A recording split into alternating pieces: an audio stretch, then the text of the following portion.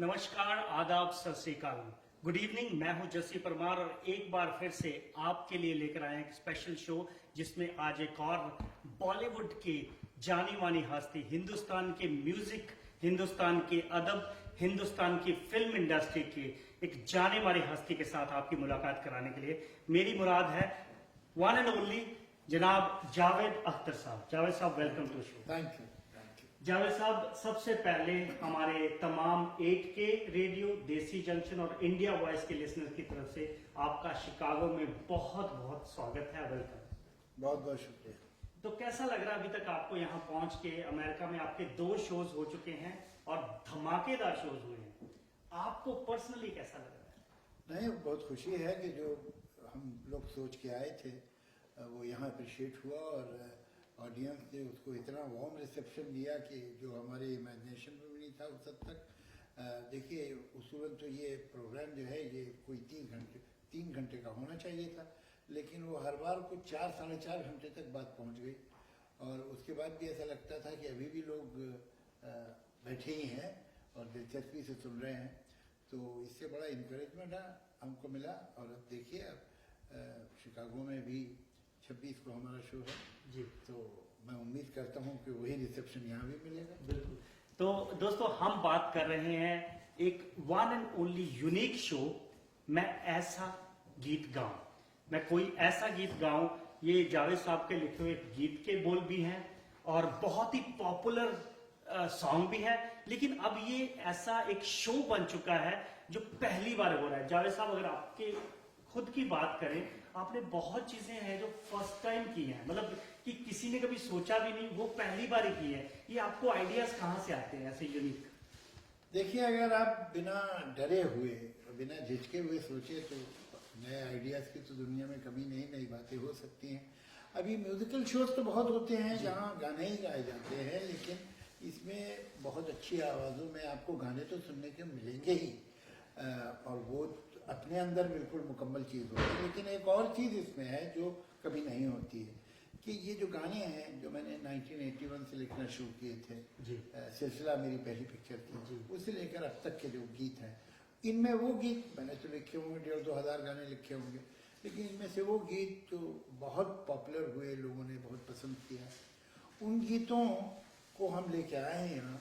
और हर गीत की अपनी एक कहानी है। वैसे तो ये गीत लिखे गए थे फिल्म की कहानी के लिए, लेकिन जब वो बन रहे थे तो उनकी अपनी एक कहानी भी बन गई।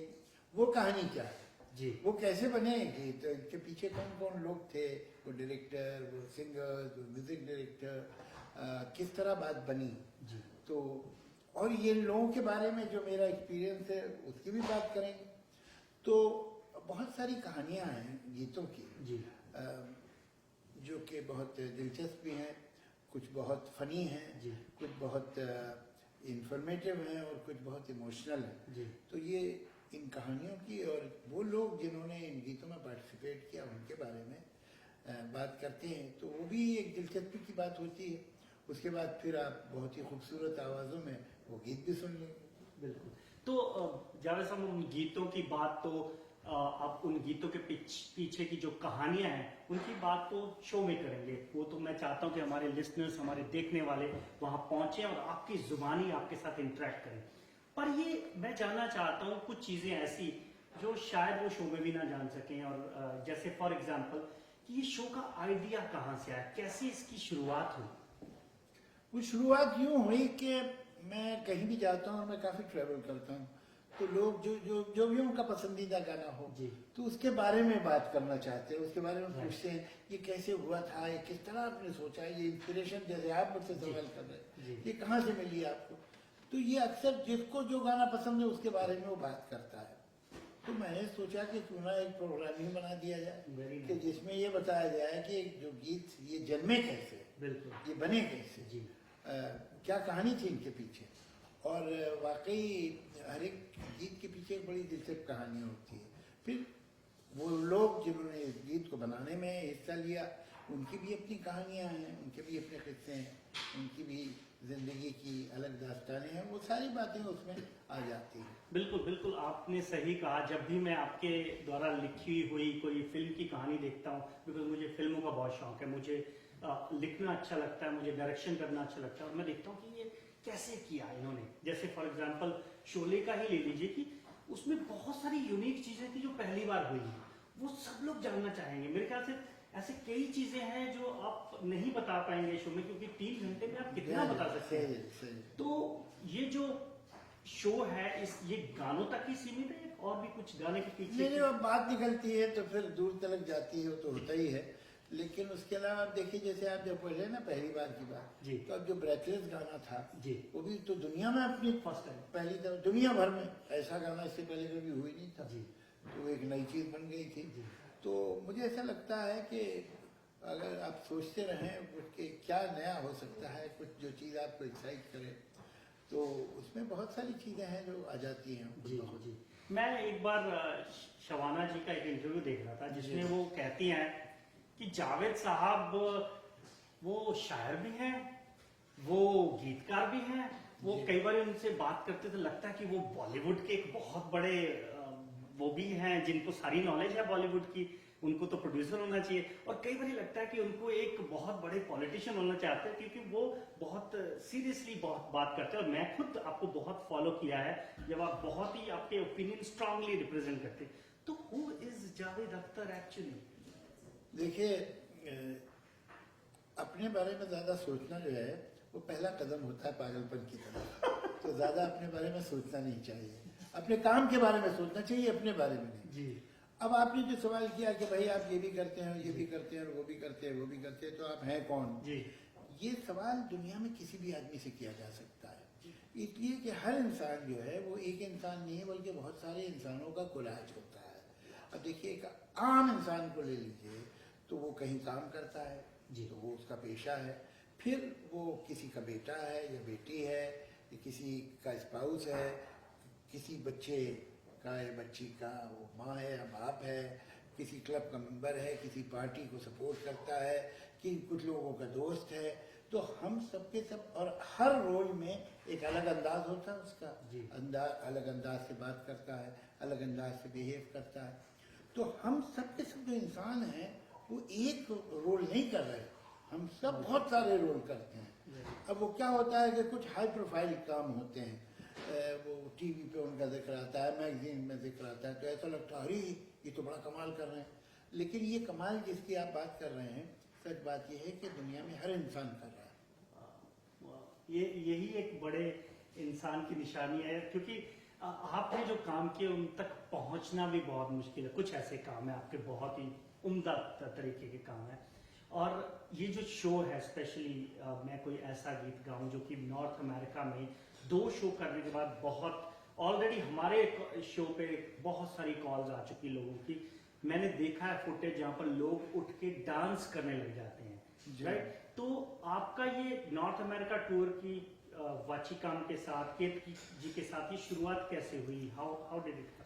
अब देखिए, केतकी जी जो है, दरअसल वो तो ये भी इत्तेफाक है कि वो इस तरह के इवेंट्स भी करती हैं जी। लेकिन वो तो बेसिकली तो एक हमारे लिए फैमिली जैसी हैं। ये घर जिसमें हम बैठे हैं केतकी जी का घर है। इस घर में मैं पता नहीं कितनी बार ठहर चुका हूँ, और केतकी और शबाना जो है, मुझे लगता है किसी जन्म में सगी बहनें थी। लेकिन अब तो मैं शबाना के साथ जहेज में आ जाता हूँ यहाँ। तो बाकी ये कि अब ये भी करती हैं, इससे पहले हमारा वो भी एक कैफी और मैं एक प्ले है जो मैं और शबाना साथ में करते हैं, स्टेज पे बैठ के पढ़ते हैं वो प्ले, और उसके में भी म्यूजिक है। तो वो भी एक केतकी कर चुकी हैं। लेकिन ये एक सेकेंडरी बात है कि ये इस तरह के प्रोग्राम या शोज हमारे ऑर्गेनाइज किए उन्होंने, वो हमारा रिश्ता तो इनसे बड़ा पर्सनल है।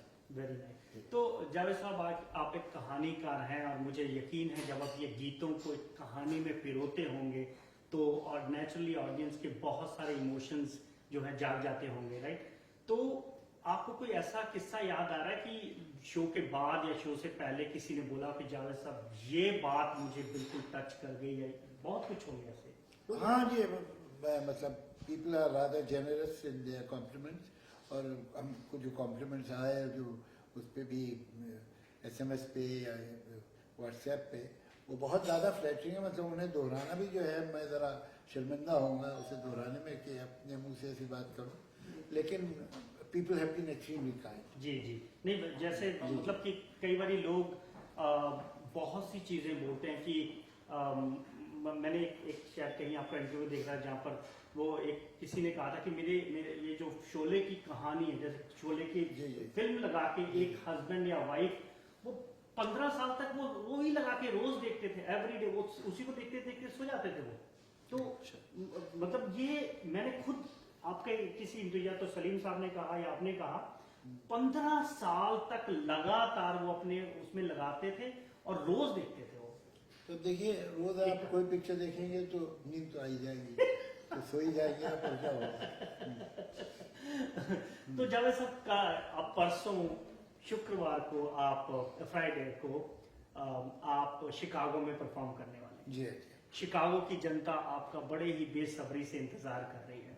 तो शिकागो वालों के लिए स्पेशली ये हमारा होम टाउन शो है, केतकी जी का घर यहाँ पर है, तो हम उम्मीद करते हैं कि ये सबसे बेहतरीन शो होगा। तो क्या उम्मीद कर सकते हैं? देखिए शो जो होते हैं वो अकेले जो स्टेज पे बैठे हुए लोग वो नहीं करते, जो ऑडियंस है ना जी, वो भी बराबर की हिस्सेदार होती है।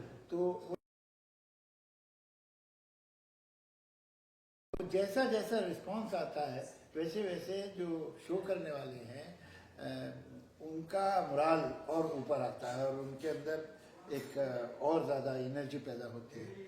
और ये शो हमारे में इसमें ये भी एक तरफ गाने हैं, दूसरी तरफ बातचीत है, फिर Q&A भी है। अच्छा, तो इसमें बीच में हम Q&A भी करते हैं जहाँ ऑडियंस सवाल करती है, वो लोग सवाल करते हैं उसको जवाब देते हैं, तो वो एक इंटरैक्टिव सेशन भी इसमें होता है। तो मैं ऐसा यकीन रखता हूँ कि यहाँ भी ऑडियंस से वही एनर्जी हमको मिलेगी जो अब तक मिली है दूसरी जगहों पे। बिल्कुल। मैं शिकागो की पूरी जनता की तरफ से आपके साथ वादा करता हूँ कि शिकागो वाले किसी काम में पीछे नहीं है। और जब ये तो एक न्यूज़ है हमारे लिए कि यहाँ पर इंटरैक्टिव सेक्शन होगा, मतलब बेसिकली आपका शो एक फॉर्मेट में चलता रहेगा, बीच में एक ऐसा सेक्शन आएगा जहाँ पर ऑडियंस आपसे इंटरेक्ट कर सकते हैं। बिल्कुल बिल्कुल। तो इस शो में आपके सारे गाने आपके हैं, लेकिन कोई एक दो गाने जो आपको मतलब आपके बहुत दिल के करीब हैं किसी वजह से, एक दो गाने जो हम सारे नहीं बताएंगे। नहीं, अब देखिए कुछ गाने ऐसे हैं, क्या है कि हमारे पास गाने तो बहुत हैं और हमारे सिंगर्स ऐसे हैं, चाहे पार्थिव जी हों, जानवी जी हैं, ये लोग इतने कॉम्पिटेंट सिंगर्स हैं, कुछ भी गा लेते हैं और पूरे आराम से गाते हैं। तो और गाने हमारे पास इतने हैं कि हम चेंज कर रहे हैं कि कभी कुछ। और फैक्ट ये है कि हो सकता है अगले साल हम मैं कोई ऐसा गीत गाऊं सीजन 2 लेके आया जिसमें फिर और गाने हों, इसलिए कि सारे तो एक उसमें गाए नहीं जा सकते एक शो में। तो अब वो गाने हैं जो लोगों को पसंद थे और हम लोगों को भी पसंद है, इसीलिए इस प्रोग्राम में, वरना न होते। तो इनमें से एक मैं कैसे बताऊं, इसलिए कि वो सारे, अब मैंने 1,500 गाने लिखे होंगे, उनमें से अगर हम 30-40 गाने हमने सेलेक्ट किए हैं, जिनमें से शायद 15-16 गाने हम कर सकते हैं मैक्सिमम, इसलिए कि वक्त बहुत लग जाता है। तो अब वो तो मतलब सिलेक्शन का सिलेक्शन है, तो अब उसमें तो सारे ही गाने हमको पसंद है, तभी वहां तक पहुंचे। नहीं, मैं चाहता हूँ हमारे लिस्टर को एक दो गाने तो बता दीजिए जो कि वो पक्का। हाँ, ये जरूर है कि अब कुछ गाने ऐसे हैं कि वो फिर जैसे दिवाली आ रही है तो उसी की जबान में बोलता हूँ, उनको आप कंपलसरी ब्लाइंड समझिए। वो ताश में भी कुछ चालें होती हैं जिन्हें कंपलसरी ब्लाइंड कहते हैं, तो ऐसे ही कुछ गाने भी कंपलसरी ब्लाइंड हमारे प्रोग्राम में है। जैसे एक लड़की को देखा तो ऐसा लगा, तो अब ये होना ही है। तो अब मैं क्या कोई ऐसा गीत गाऊं, अब ये तो टाइटल है तो उसे तो करना ही है। तो इस तरह के कुछ गाने हैं जो कि राधा कैसे न जले, अच्छा, तो वो जहाँ जाते हैं तो उसकी तो फरमाइश है और पहले तो हो जाती है कि साहब बाकी है मगर ये गाना जरूर होना चाहिए, तो ये है। मगर बाकी भी वही गाने हैं जो लोगों को बहुत पसंद है और जब भी अनाउंस करते हैं गाना तो पूरे हॉल में रिएक्शन आता है। ऐसा कोई गाना नहीं था पिछले 2 प्रोग्राम में कि उसका नाम लिया हो और हॉल ने रिएक्ट नहीं किया। जी। तो जावेद साहब, लास्ट 2 क्वेश्चन। आपने शोज भी किए हैं, आपने गाने भी लिखे हैं, आपने फिल्में भी लिखी हैं, कौन सी चीज़ें जिसमें आपको बहुत आपकी रूह की सुकून जिसको कहें वो मिलता है आपकी रूह को, कौन सी चीज़ करके शो करके? देखिए, ये सुकून जो होता है जो आपको मिले, जी वो शो से या शायरी से या गाने से लिखने से या फिल्म लिखने से नहीं होता।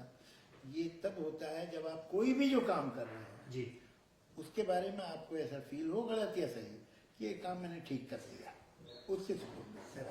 अगर आप जूते पे पॉलिश भी कर रहे हैं अपने और आपको ऐसा लगता है ये पॉलिश तो अच्छी कर दी मैंने, जी तो सुकून मिलेगा। बिल्कुल। और अगर आप ताजमहल बना रहे हैं और उसको लगे यार ये मीनार तो टेढ़े हो गए, कुछ गुंबद भी पिचका हुआ सा लग रहा है, तो आपको सुकून नहीं मिलेगा।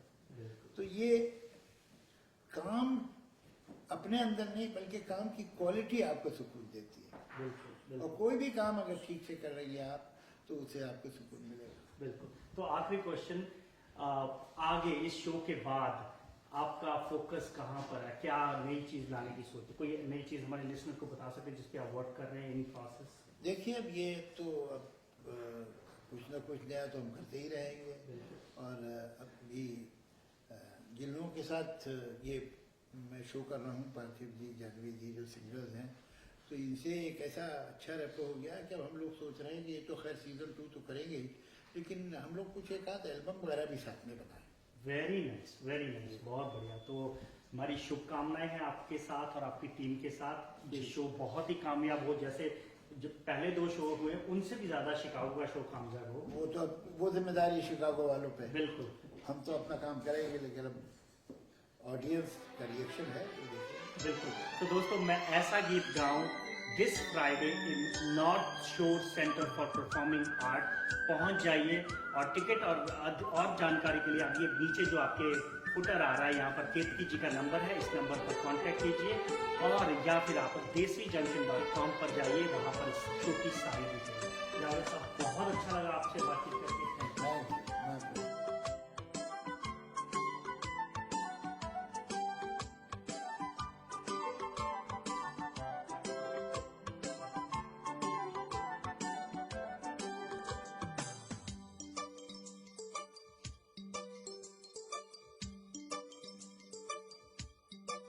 मैं कोई ऐसा गीत गाऊं